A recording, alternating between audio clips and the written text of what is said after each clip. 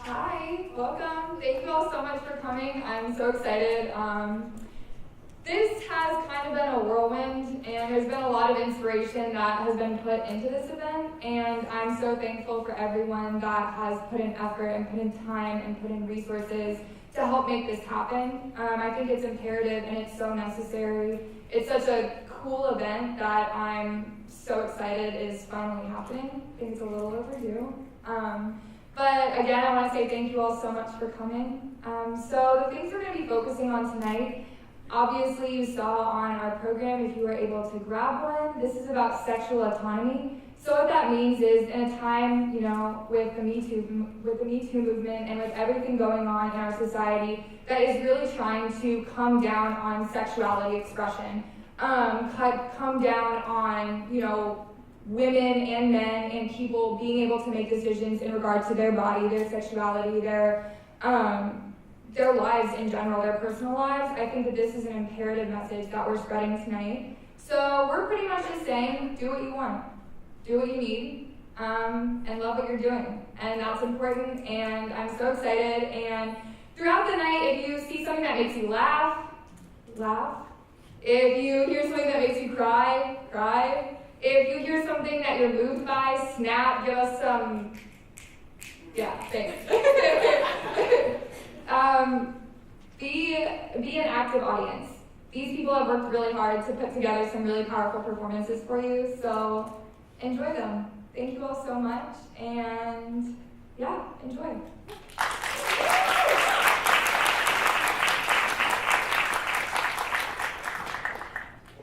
Our first performer is Miss Natalie Hedberg. She's from Minnesota. She'll be performing an informative speech about tools to help people with sexual trauma experience sexual pleasure again.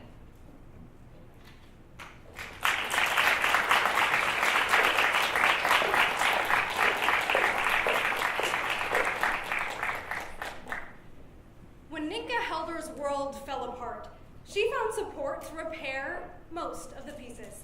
Struggling with the immediate aftermath of her sexual assault, she sought out the appropriate medical and legal professionals. As the chaos calmed, she started to get back to her life. But one aspect of her recovery had been completely unaddressed. No doctor ever mentioned it. Helder didn't know who to ask, and even if she did, broaching this topic seemed fraught with complications. She was ready to have sex again. Civic Media on January 19, 2019 explains, as a student at the Design Academy of Eindhoven, Helder devoted her graduate thesis to addressing the unnecessary shame facing millions of people. She created Sexual Healing, a set of 5 sensory tools designed to rehabilitate those suffering from trauma-induced sexual difficulties, both mental and physical. According to the National Coalition Against Domestic Violence in 2017, 1 in 9 men and 1 in 4 women have experienced severe sexual violence.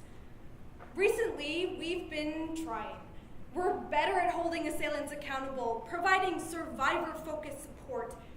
But in the process of recovery, sex remains mired in stigma, a pattern Helder intends to break. So let's explore the tools she created, the benefits and struggles behind them, and implications. Because as Helder explained to her doctor, just because you don't have an answer doesn't mean there isn't one. Helder understood the unique complexities of sexual assault recovery. As a survivor myself, her rationale for each tool was eerily accurate. I felt like she was reading my mind. Let's examine how her tools address body image, touch, and reflex. First, something many people don't understand is that after an assault, you foster a lot of hate and disgust with your body. Even looking at yourself can be a challenge. So, Helder's first tool is a mirror. You'll notice it's small. That's intentional, to show only what you hold in front of it. Users can take their time, starting with the inner thighs or stomach, working up to genitalia. According to Dezeen on November 14th of 2017, research shows that eventually, gradually, looking at your genitals increases body positivity, a necessary step to rediscovering sexuality. Next, after an don't want to be touched at all. Brushing shoulders in a crowded room can be triggering. Helder explains to The Cut on November 30th, 2017, this can be a challenge even with a long-term partner. Her first response is a silk jersey kimono designed to facilitate warmth and safety. Once comfortable, the wearer begins exploring with this brush. The gentle horsehair offers an alternative to skin-to-skin contact, providing a delicate way of reacclimating to touch. And when ready, a partner can hold it, fostering conversation and rebuilding trust. Finally, trauma creates reflexes that can be difficult to understand. After my assault, I had a panic attack every time I had sex, but I had no idea how or what to change. The Guardian on May 15, 2018 explains, Helder created sensors that provide biofeedback, allowing users to reprogram how they deal with physical sensations. The first sensor is designed to sit on the abdomen. It lights up when breathing becomes erratic, providing a visual reminder to take a deep breath. The second sensor provides similar feedback for the vagina. If muscles get too tense, it vibrates, alerting the user to relax. Helder's tools allow survivors to identify their triggers and then respond to them. Helder created sexual healing in response to her own experiences seeking help. What few options did exist seemed poorly thought out and ineffective. Her tools offer significant benefits over previous methods, despite some initial struggles. First, current methods of addressing post-sexual assault trauma are terrifying. According to the aforementioned Vice, Helder explained to her doctors her vaginal muscles were so tense, penetration was impossible. In response, he injected a long-term painkiller into her vagina. She was exposed and bleeding, as 5 male residents observed. By contrast, Helder's tools take lingering trauma into account. They can be used privately at your own pace. She even considered color and texture, using neutral tones and soft, non-phallic shapes.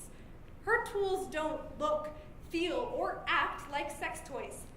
In a personal interview on November 5th of 2018, she explains her goal is to expand the treatment of sexual assault recovery beyond a solely medical lens by addressing what her doctors wouldn't. Trauma isn't just physical. Next, what's good for patients isn't always good for investors. Innovation Origins explains on May 13th, 2018. Helder asserts her tools help with mental and physical symptoms of trauma. That could be interpreted as a medical claim, which would subject sexual healing to an elevated level of scrutiny, requiring extensive studies and clinical trials. Efforts to attract donors have been mixed.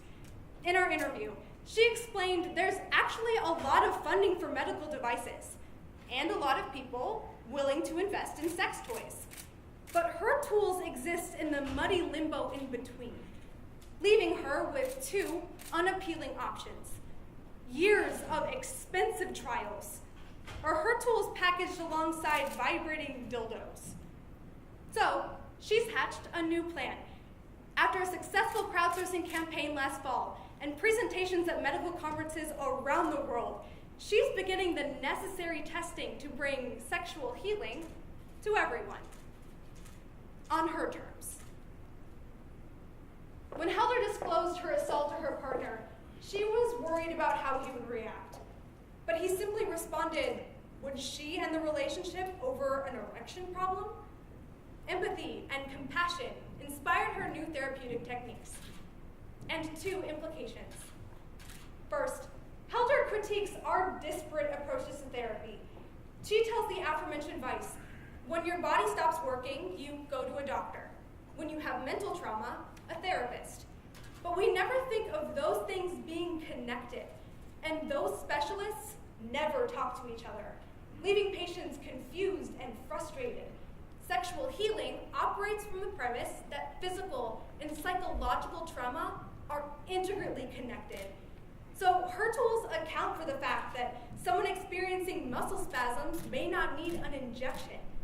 They need to feel safe.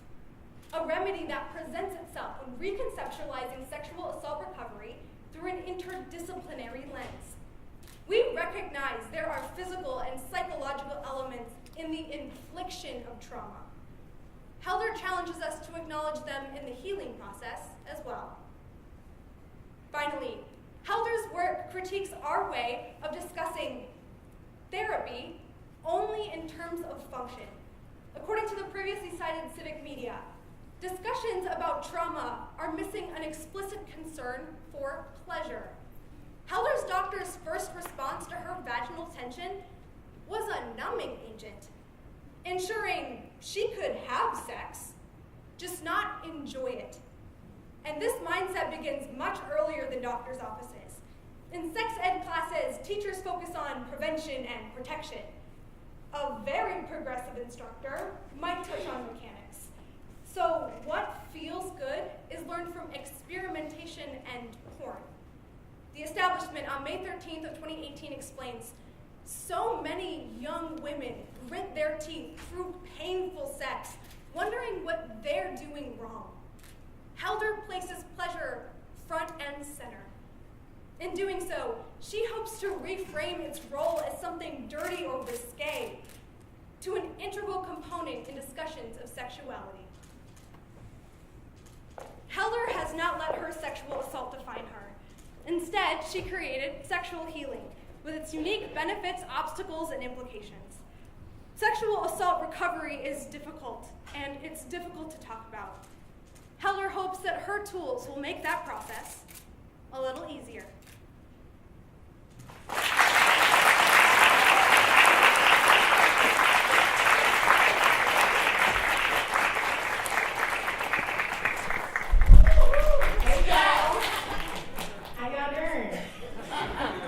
Did y'all like that first performance? Can we give another round of applause for that?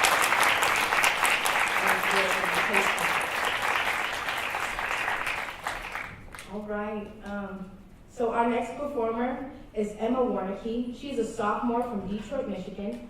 Emma will be presenting a poetry program discussing the aftermath of Christina Ford's testimony against Brett. I don't know how to say his last name. It don't even matter because he's a horrible person.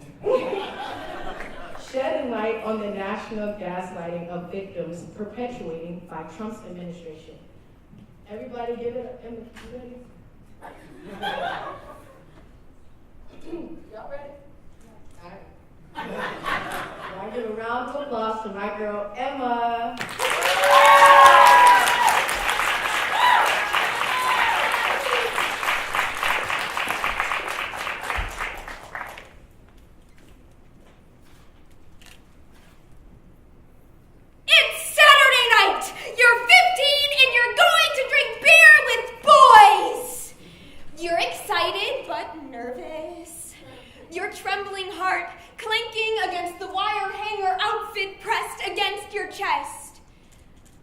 But you steady your breath and remember, there's an art to this. Lashes, bold and bright. Lipstick on your teeth. Is this overkill? Maybe. But you can't know how this works unless you've lived it. I am here today not because I want to be. I am here today because I am terrified.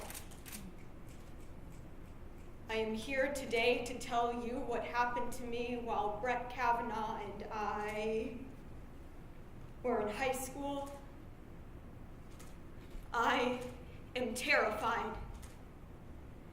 I am here today to tell you what happened to me while I was in high school. There's your story, there's my story, and then there's the truth.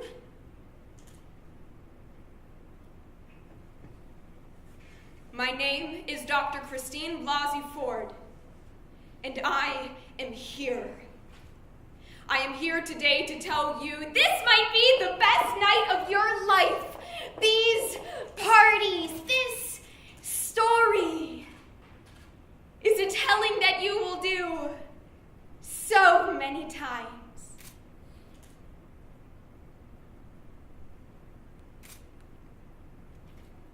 As the lock her up chants erupted from Donald Trump at a rally in Mississippi just days after Dr. Christine Blasey Ford gave her testimony against Brett Kavanaugh, women across America were not just angry or devastated.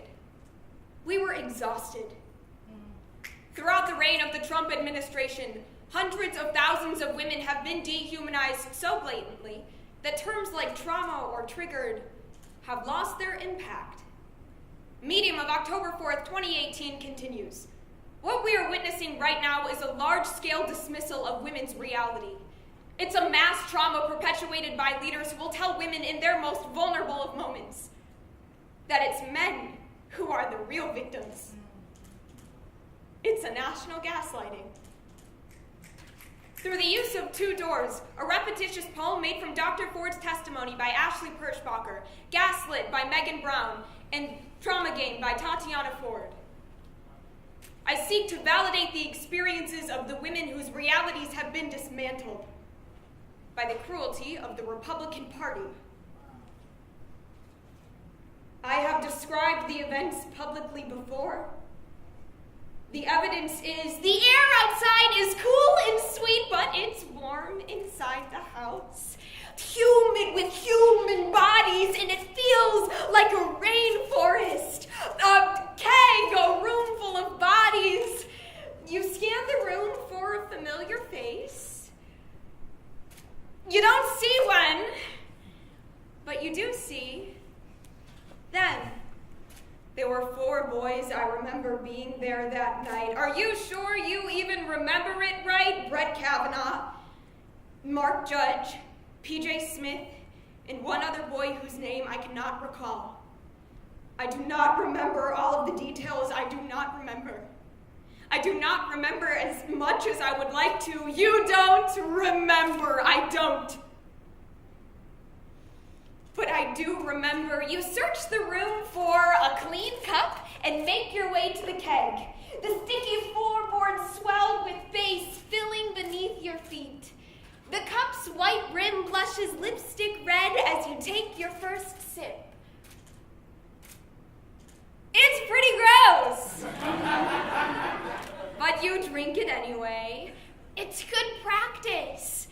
You think about all the lip-stained cups in your future and imagine them in a circle.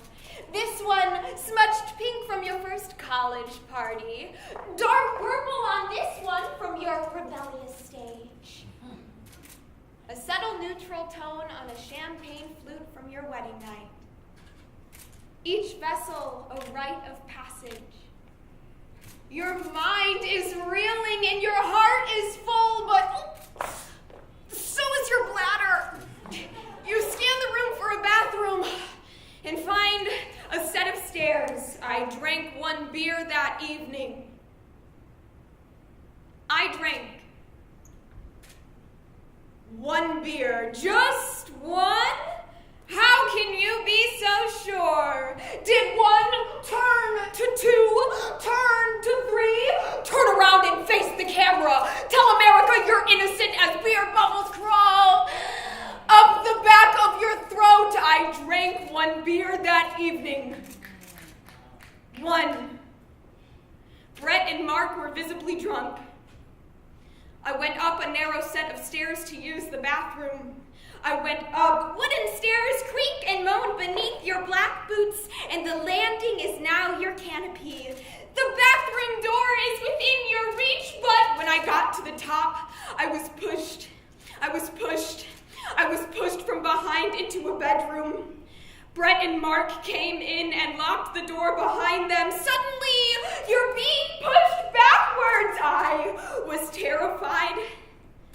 I tried to yell for help, but all I could hear was them drunkenly laughing. Darling, everyone is happy.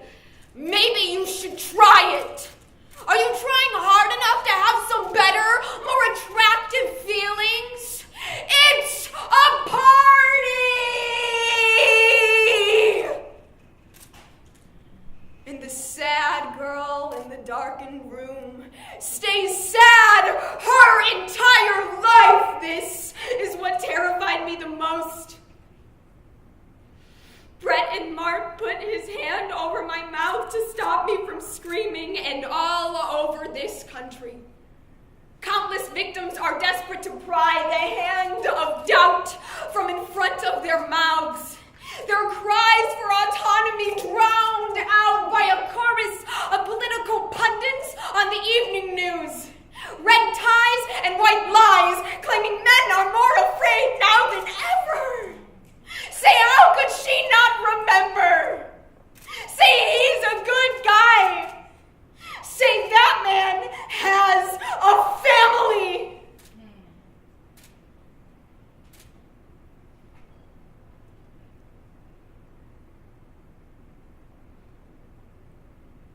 Meanwhile,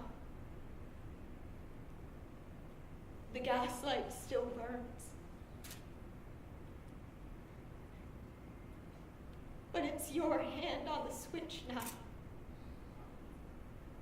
flickering and cursing your eyes for their perfect sight.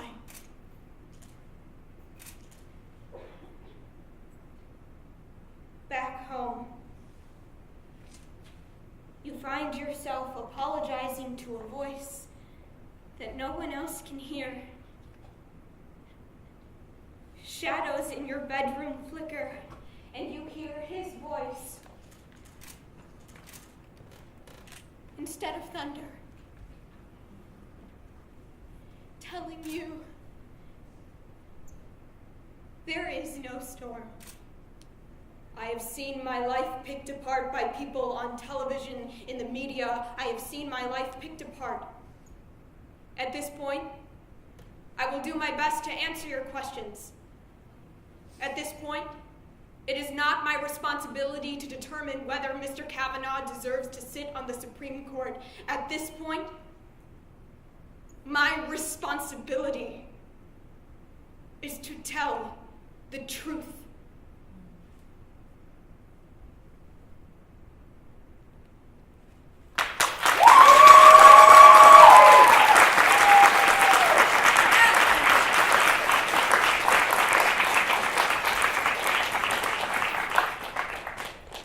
Hey y'all.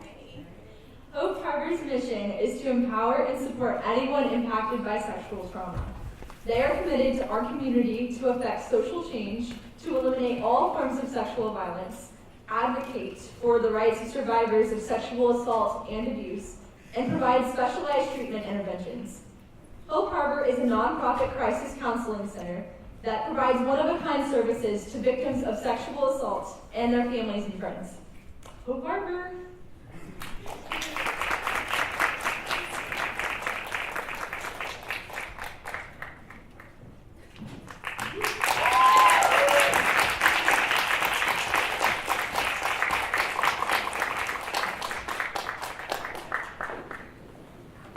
Thank you all for being here tonight. Can we have another round of applause for Natalie and Emma?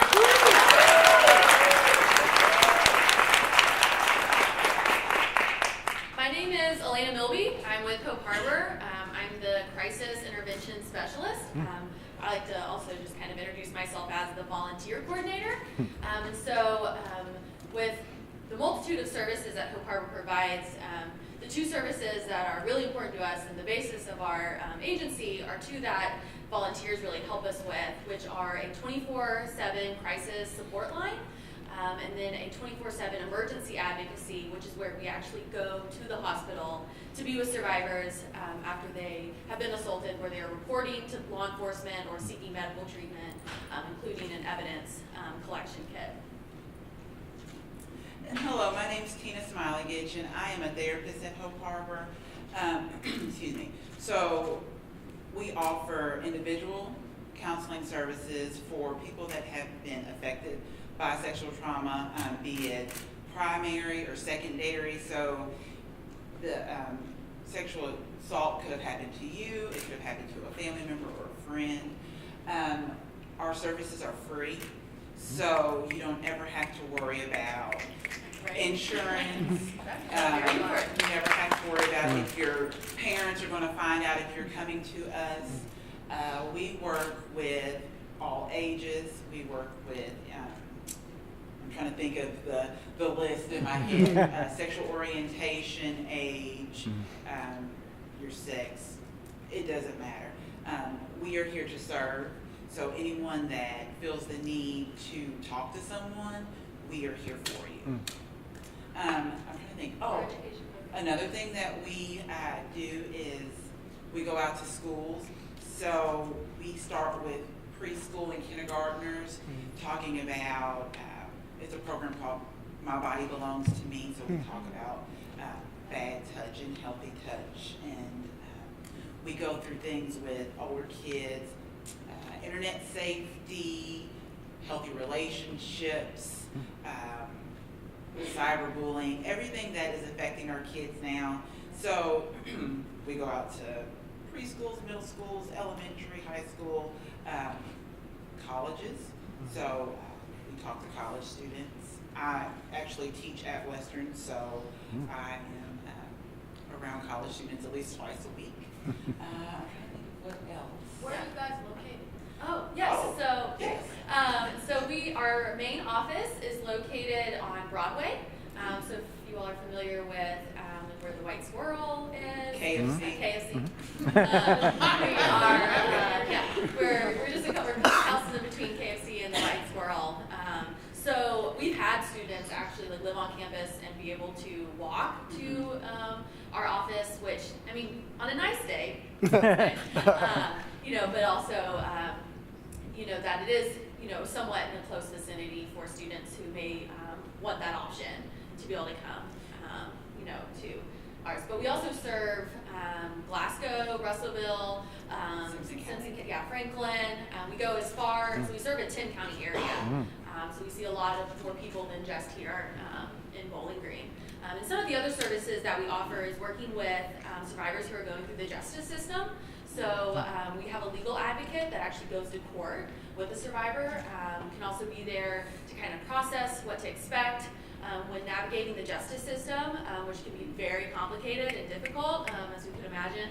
And so, we have an advocate that's able to be there with them, which is still free of charge. We also do professional trainings, so we actually work with law enforcement officers, medical professionals, we work with school officials, basically anyone else who may be, like Title IX, who may be working with survivors, ensuring that they know the best practices and what to expect when working with someone who has just experienced a traumatic event.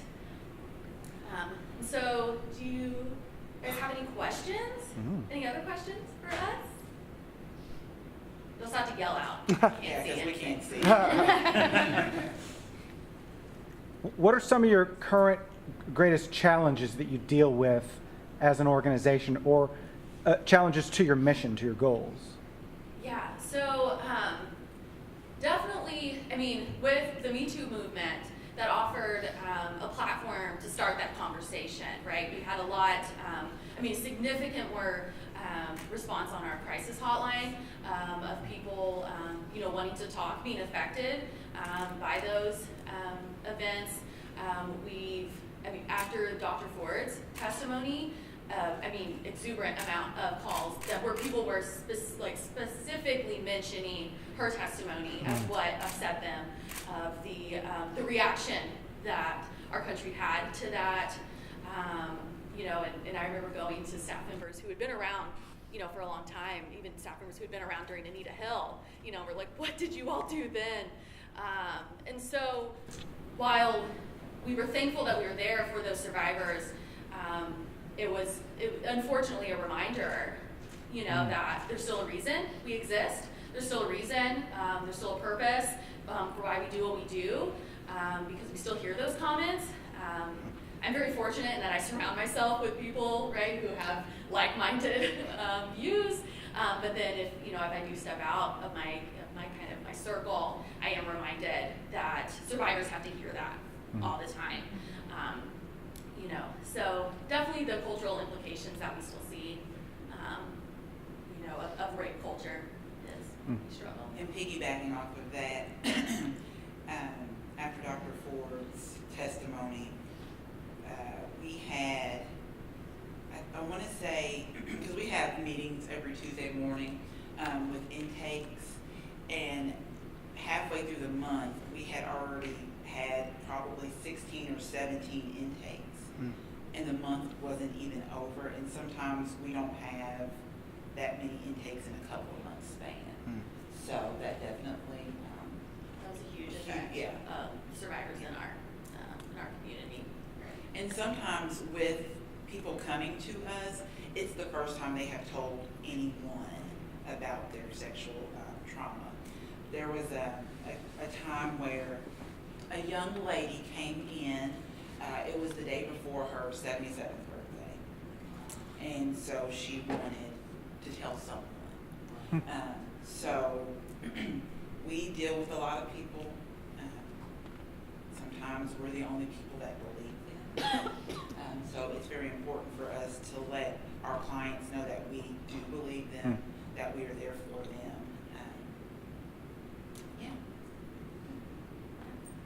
Any other? Yeah. Anything else? Which you can find our information on our website, also from Facebook. HopeHarbor.net is our website. You can also find us Hope Harbor Inc. on Facebook. If you're looking for ways to get involved, we use volunteers in a bunch of different ways. Direct client service. We have volunteers who come in the office. We have volunteers who help with graphic design. We've had volunteers who help with fundraising. We have Sexual Assault Prevention Month coming up in April, which we are on WKU's campus a lot for. And one of our new events that we're doing this year is called First Things First, which is an opportunity for folks to come and perform original work. Our idea is telling your story your way, regaining that control through art, through poetry, spoken word, a performance piece. So that'll actually be on April 16th. So thank you guys so much for having us.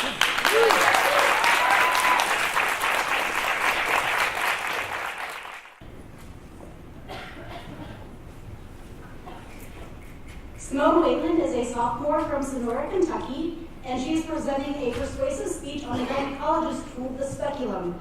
She is urging audiences to spread awareness about the horrendous history of the speculum.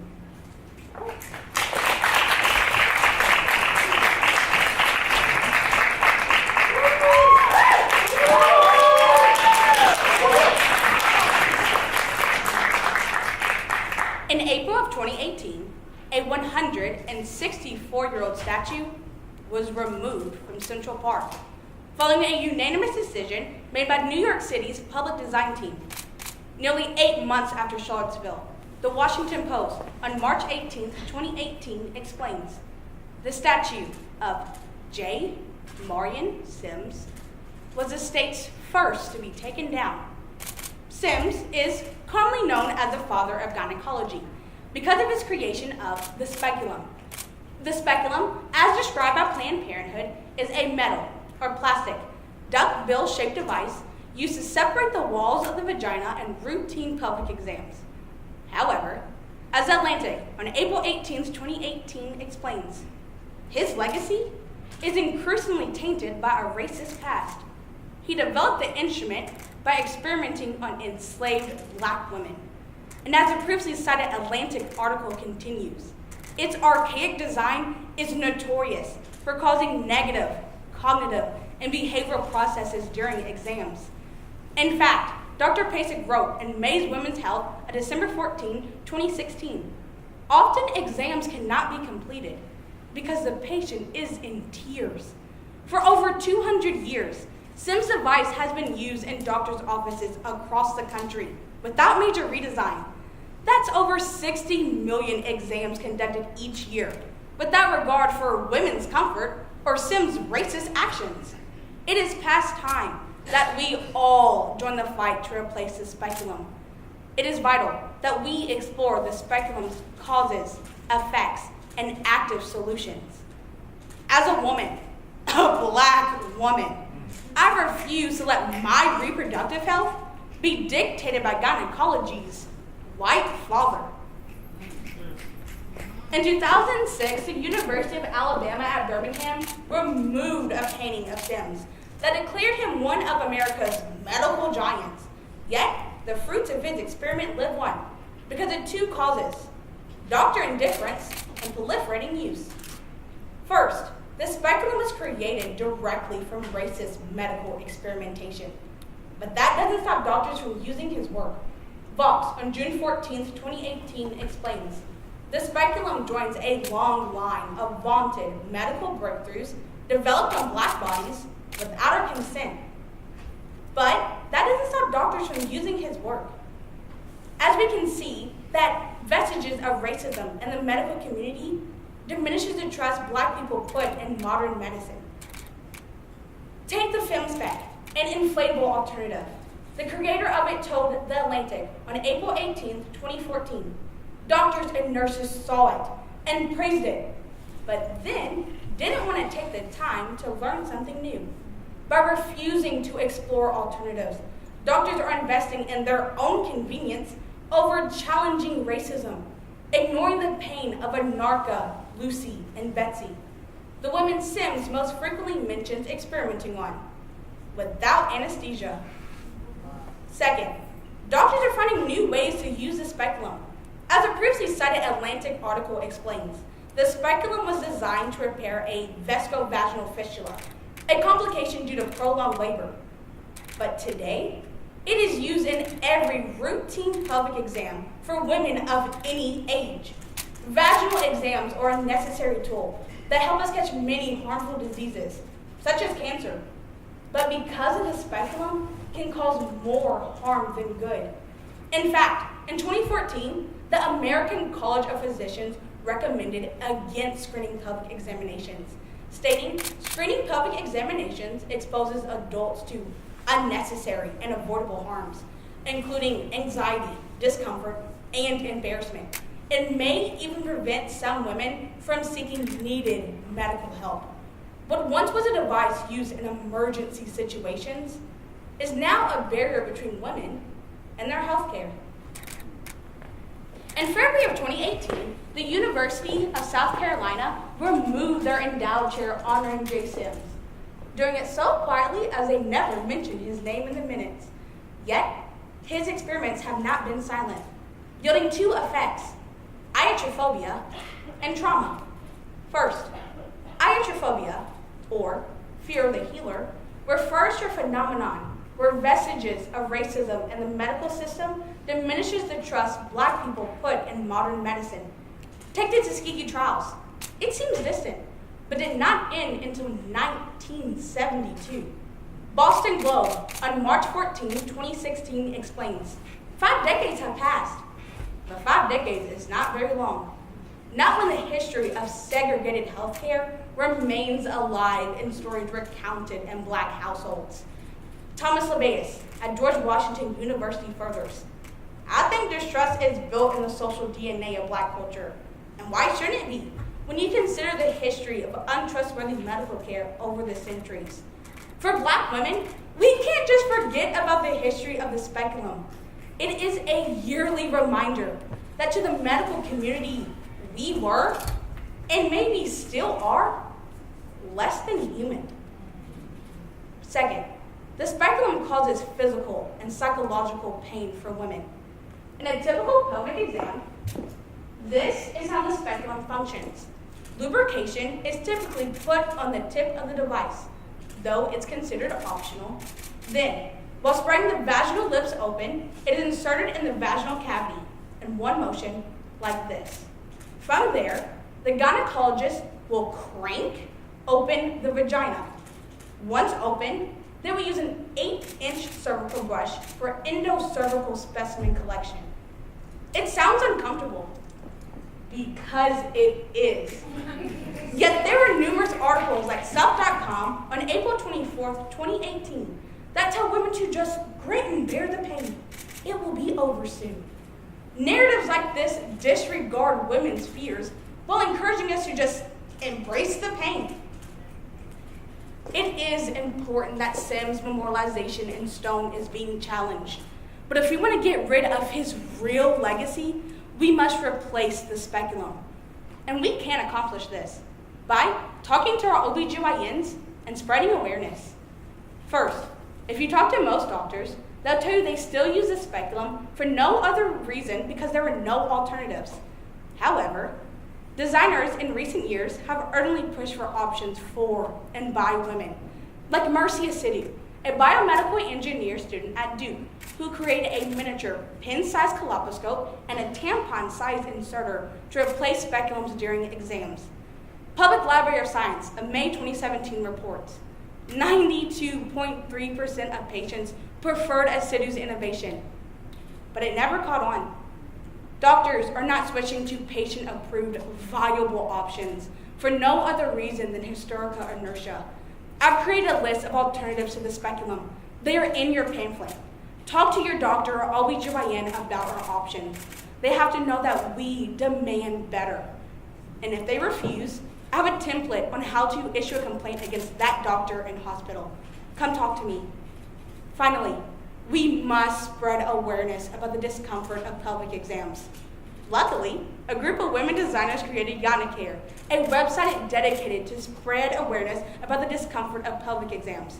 They're using a method called radical empathy to help folks understand how traumatic public exams can be.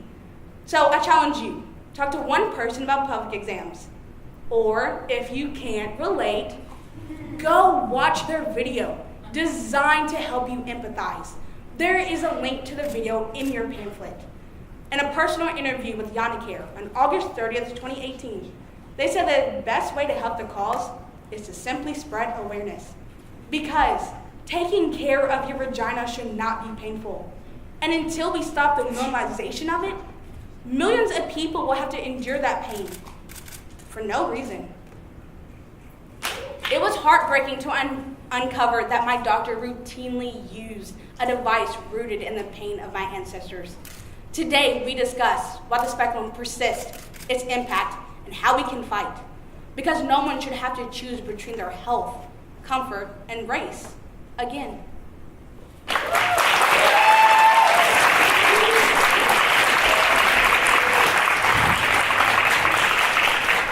Next we have freshman Reese Johnson and senior Casey Child are presenting a dual interpretation on what true allyship and reproductive rights. It's easy to show support when the people affected are strangers, but it's vital that their advocacy be rooted in female empowerment and is shown to everyone affected. Please help me welcome to the stage Casey Child and Reese Johnson.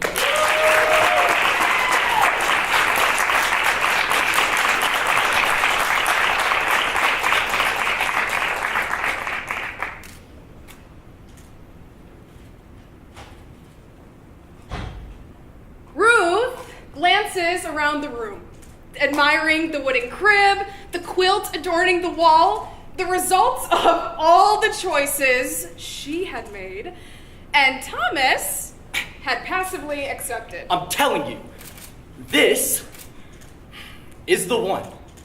But the color of the nursery? That was a decision too important to make alone. Thomas, that is the same shade of orange as Donald Trump's face.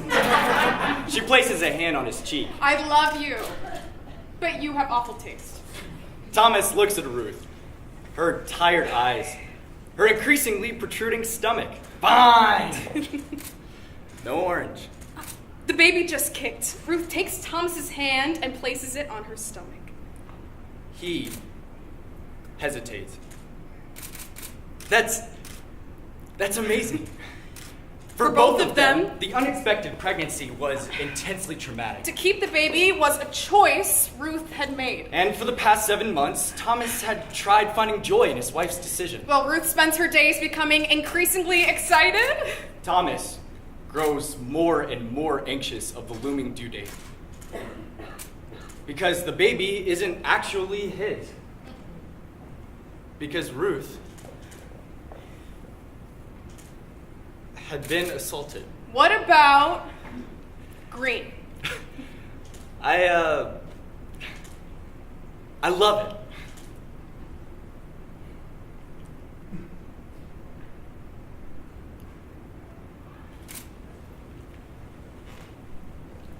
In an era of hashtag movements and viral activism, advocacy can be as simple as clicking like or pressing the share button. However, the Huffington Post reports on September 8th, 2017, for most liberal men, it's easy to support women's reproductive rights in the hypothetical sense. But true allyship is not theoretical.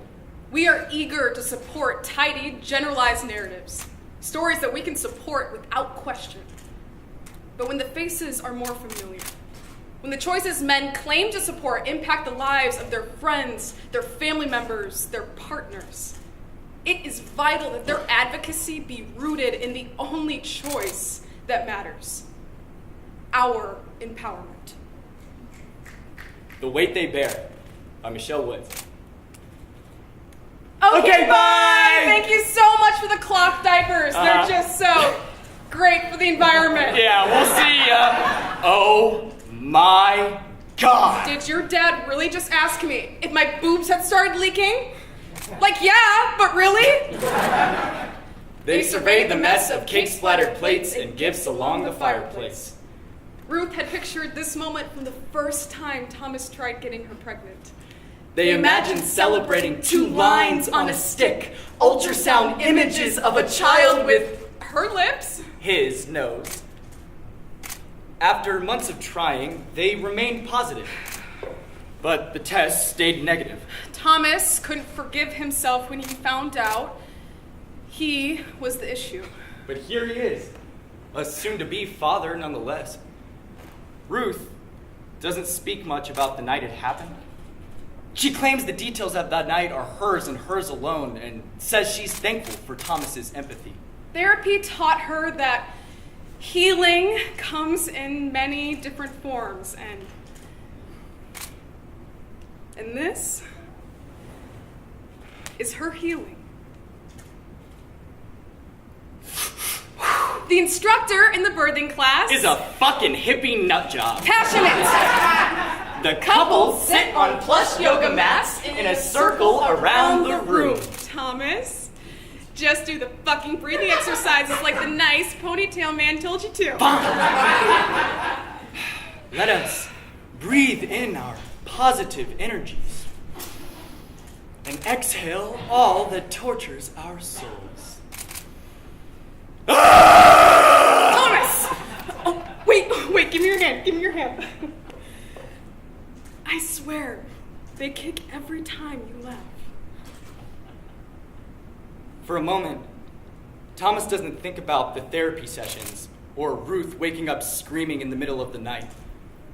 For a moment, his head clears, and all that's left is the 3 of them.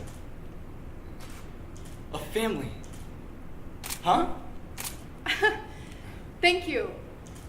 The instructor informs them that the child they've created will share both their auras.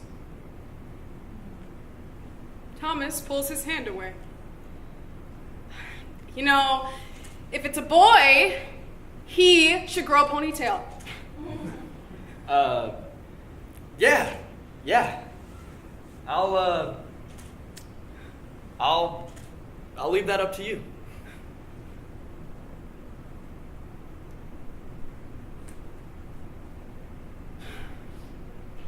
At the hospital, the technician begins the ultrasound.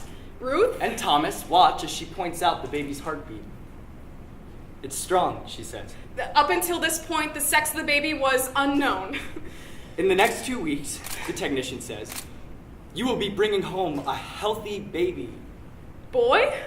A boy. A boy who will be raised to be kind and gentle. A boy who will have questions Thomas does not have the answers to. Who will learn words like intimacy, autonomy, and consent. Who will be a constant reminder of her trauma and his shortcomings. Who will be nothing like his father. Who will look nothing like Thomas. Suddenly, the air in the room becomes thick. I love you, Ruth says. Thomas forces a smile. But says nothing. I need some air.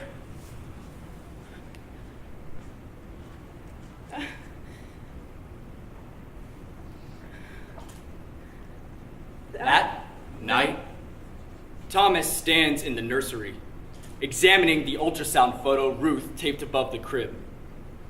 He studies the photo, the blankets, the books, all choices Ruth had made and he hadn't. And before he realizes, the edges of the photo are bending beneath his clenched fist. God, he wonders... We should talk about... What are you doing? Nothing. Nothing? Nothing, because this doesn't really seem like nothing! Look, I'm fine, okay? God, he wants to tell her that he is so tired of pretending to be okay. Stop! Stop what? Stop doing that! You always check out and act as if I'm not here! God, I mean, anytime we talk about the baby, you act so indifferent! So please, tell me what is going on! You want to know? You really want to know? Yeah! You haven't told me anything about that night. I mean, I have no idea where you were, what he did, how it happened. God, the only proof that I have is this child. Proof? Look, that's not what I mean. What I'm saying is, how do you think it makes me feel that this man gave you something I never could? Gave me something! I kept this baby for us so I could heal, so we could finally have a family! Yeah, a family I feel no part of. I tried to give you a child and I couldn't, and now all of a sudden you're pregnant and you refuse to talk about it. You have no idea how difficult it was to come to terms with this pregnancy, how long it took me to recover. Ruth, how was I supposed to know when you never spoke about it? How was I supposed to know how you felt? You don't know how I felt that night! Alone. You want to know how I felt when I found out I was pregnant alone, decorating the nursery alone, the fucking birthing classes alone? That's not fair. I've been with you through all of this. Yeah, you ain't been there, but you were never with me. I could see it on your face. You were more concerned about your embarrassment and your shortcomings, but you are not the victim here. I'm just trust me.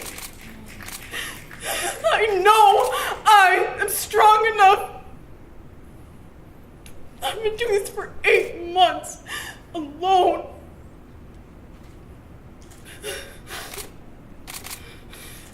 But I need you for the rest of this.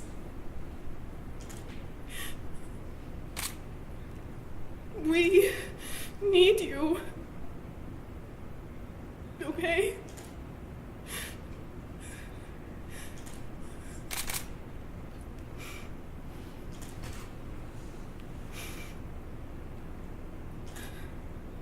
Okay.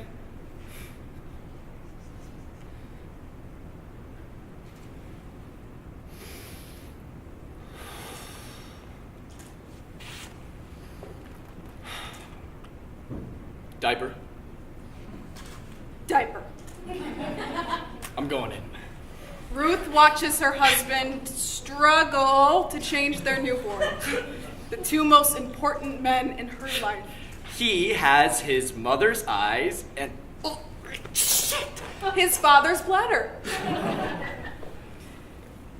The three of them stand holding each other. A family. He has all of the parts of them that matter. And none of them that don't.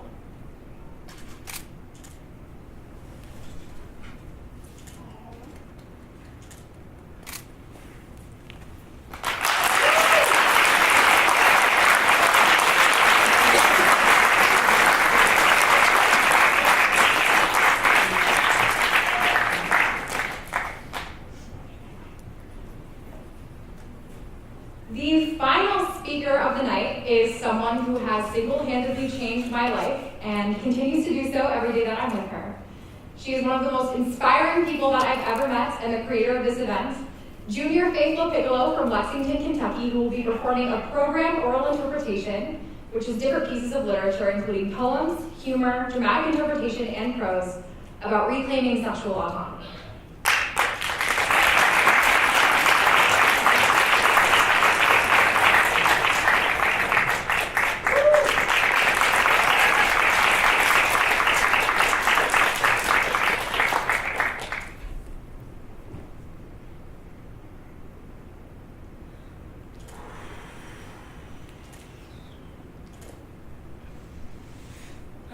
Catherine, you can do this.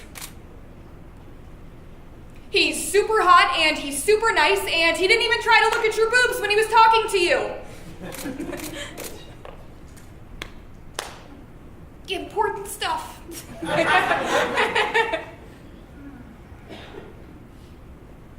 Okay, we can't be in here all night, so let's go.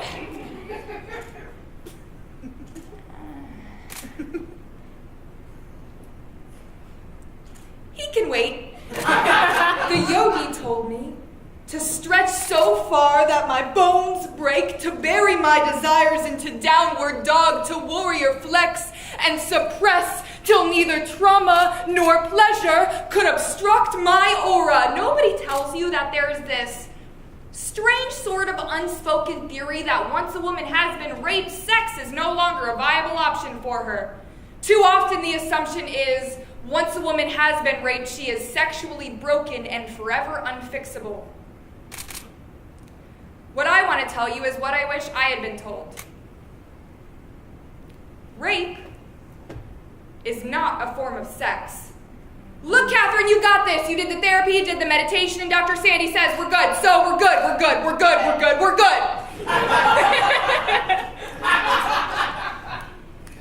It's time to do the thing. Your body is beautiful. And it can feel like your own again. You did nothing wrong. And you will have sex with a person. Nobody tells you rape is not a form of sex. Sex feels good.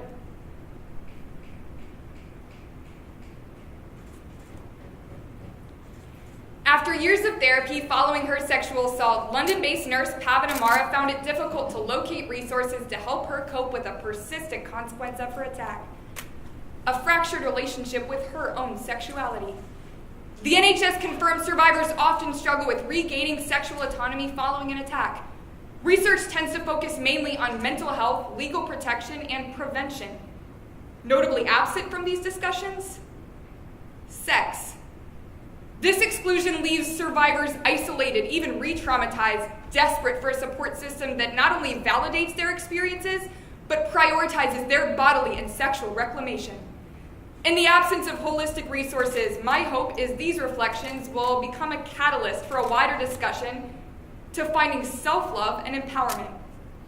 So through the poetry, Masturbation by Anna Binkovitz, and Advice by Ruby Matthews after Andrea Gibson's A Nutritionist. The prose, 12 Things by C.J. Hale, the drama Get Out of the Bathroom by Jesse Flynn, Ridiculous Self-Defense Class by Luke Casamassa, and Self-Defense Classes for Pussy Grabbing by Langan Kingsley.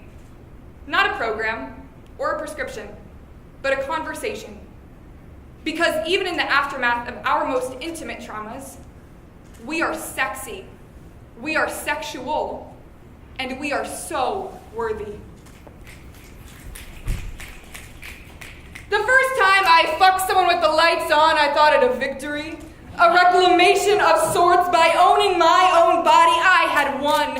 The prize was my skin, and I gave it to him. As a woman, I know most of my body parts can be grabbed.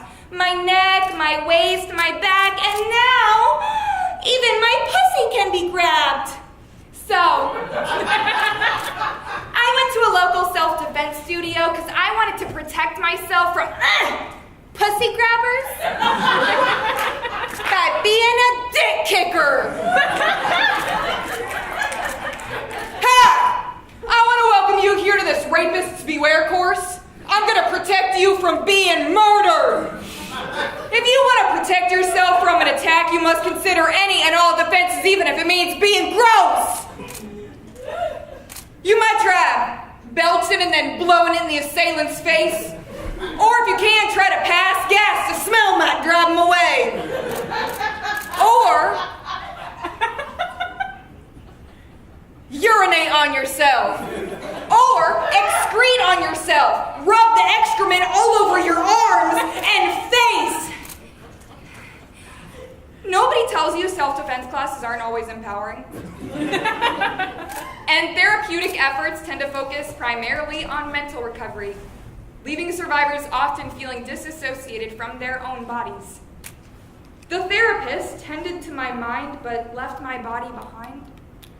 Tried to exorcise these demons while the once haunted house still creaked and yearned for a new foundation. The school counselor told me I should wear clothes that cover me and all of my bases, to keep conversations with men as short and blunt as the keys between my fingers, that some curves are best left off the quad and some lessons are best learned under layers of shame and secrets. Look, Catherine, let's think of something to make you laugh, like the first time you tried to, and then your grandma called, so bam, mood ruined.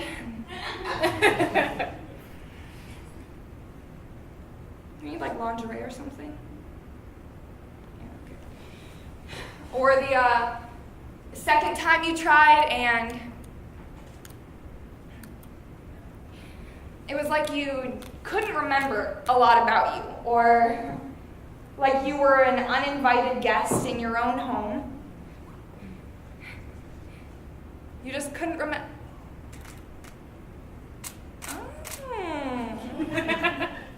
Hey, sexy. Who? Me? Nobody tells you that there will always be minor and major setbacks. Nobody tells you to keep going even when you hit them. Nobody tells you that when the whole world is telling you to stop or begging you to stay complacent, and when it feels like there's no tomorrow, there is. There always is. The sex therapist insisted that maybe abstinence is a good thing, that sex was a game of Russian roulette and my body was ripe with bullets and triggers, so why play? Why spin the chamber of intimacy if every turn brings me closer to death? Why not throw your body, the gun, out completely? I don't know why you keep feeling so uncomfortable, Catherine. Do you remember the first time it really worked again?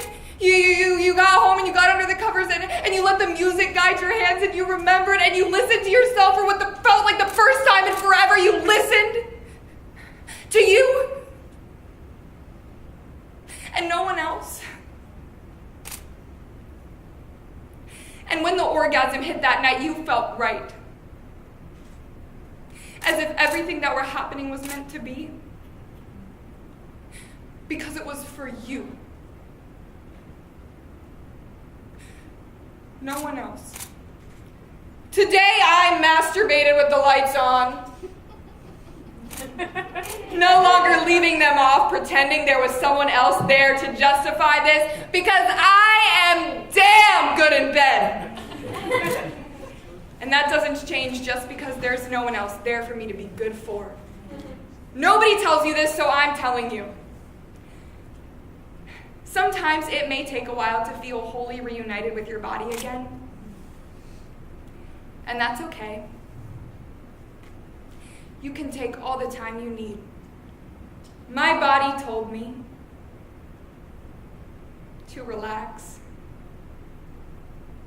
To become a bird, wings spread as if I just remembered my purpose. I looked down, emboldened and victorious, because I never knew I could fly this high. And they didn't even know I could fly at all. Okay, Catherine, we've been in here for like 10 minutes and there's a man outside who wants to have sex with you. You need like lipstick or lip gloss or chapstick.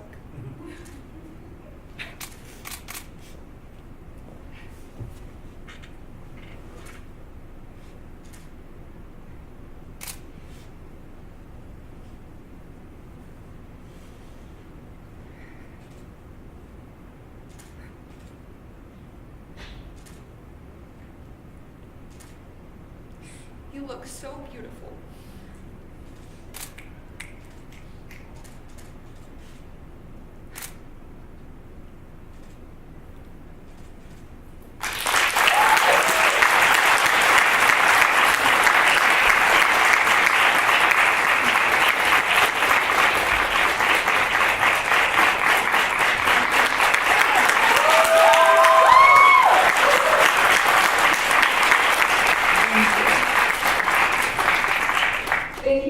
so much for coming. I'm honored and inspired and proud and thankful.